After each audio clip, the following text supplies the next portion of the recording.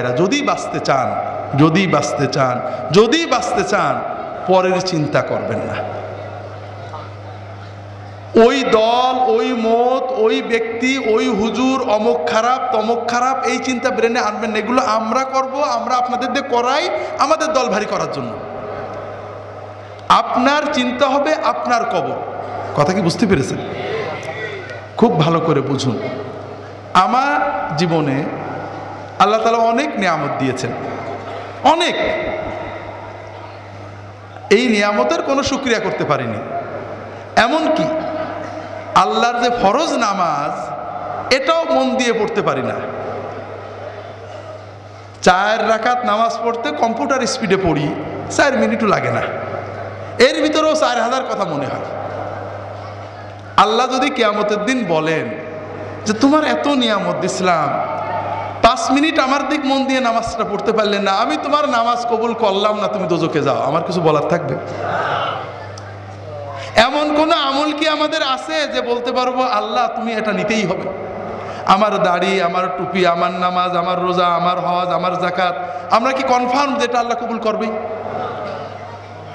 আমার না হলে আপনারা তো কনফার্ম নাকি? তো এই যদি আমাদের অবস্থা হয়, তাহলে কোন সাহসে আমরা অন্য মুসলমানের চিন্তা করি? ভাইরা, অন্য মুসলমানের চিন্তা করবেন না। যখন 5 জনে এক জায়গা হবে, নিজেদের কথা চিন্তা করবেন, পরের ভিতর আলোচনা না। ভাই কি অবস্থা? আরে ভাই বলো না, নামাজটা ঠিক করে পড়তাম, মন বসে না, দোয়া করো। ছেলে মেয়ে এগুলো ভালো করে পালন করতে পারছেন, দোয়া করো।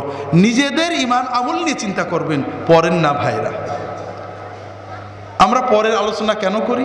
কারণ কবরে গেলে সর্বপ্রথম মুনকার নাকির আমাদের প্রশ্ন করবে যে তোর প্রতিবেশী জামাত ইসলামের দাড়ি ছোট ছিল কা, তোর পড়শি তবলিগের লোকজন কেন বাইরে গেছিল, তোর প্রতিবেশী অমুক পীর সাহেব কেন খারাপ ছিল, ঠিক না? এই প্রশ্ন করবে। হাজরিন, নিজের কবরের চিন্তা করেন, নিজের হাসরের চিন্তা করেন। নিজে যেটুক করতে পেরেছি, যদি মনে করেন ভালো আমল করছি, তাহলে আল্লাহর কাছে দোয়া করেন। যদি দেখেন গুনাহ হয়ে গেছে, আল্লাহর কাছে দোয়া করেন, আল্লাহ আমার সামান্য আমল কবুল করো, গুনাহগুলো মাফ করো। আর তোমার নবীর উম্মত যত আছে, অমুক ভাই তমুক ভাই তমুক ভাই ভুলের ভিতরে আছে, আল্লাহ তাদেরকে হেদায়েত করে ভালো পথ দাও, তাদেরকেও মাফ করো। এইভাবে দোয়া করলে আমাদের লস আছে ভাই? লাভ আছে, অনেক লাভ আছে ভাই। তবে আমরা তো জানি আল্লাহর জান্নাতে জায়গা তো কম, ঠিক না? যদি ফুরফুরার মুরিদরা সব ঢুকে যায়, তাহলে তো আর তবলিগেরা চান্স পাবে না, ঠিক না? যদি জামাত ইসলামরা জান্নাতে যায়, চরমনে আলেতে তো জায়গা হবে না, কম পড়ে যাবে, ঠিক না? হাজরিন, আল্লাহর জান্নাত অনেক বড়।